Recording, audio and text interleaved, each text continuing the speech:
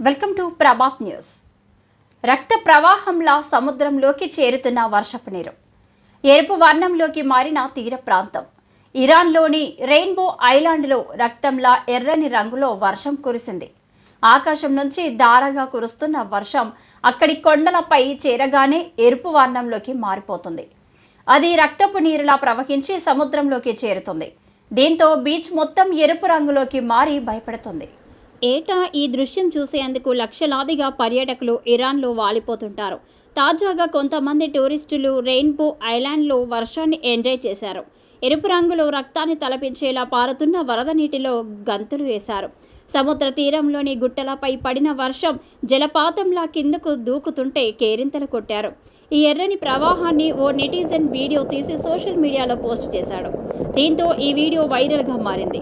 ప్రకృతిలోని వింతలకు ఇదొక ఉదాహరణ అని, ఉన్న ఫలంగా అక్కడికి చేరాలని ఉందని నెటిజన్లు కామెంట్లు పెడుతున్నారు. రెయిన్బో ఐలాండ్ ప్రాంతంలో చాలా ఏళ్ల క్రితం ఓ అగ్నిపర్వతం ఉండేదని, దాని నుంచి వెలువడిన లావా చల్లారి ఈ దివి ఏర్పడిందని ఇరాన్ చరిత్రకారులు చెబుతున్నారు.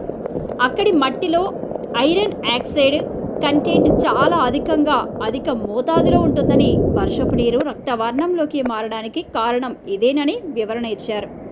ఈ అరుదైన దృశ్యాన్ని ప్రత్యక్షంగా చూసేందుకు ప్రపంచం నలుమూలల నుంచి పర్యాటకులు రెయిన్బో ఐలాండ్కు వస్తుంటారని చెప్పారు.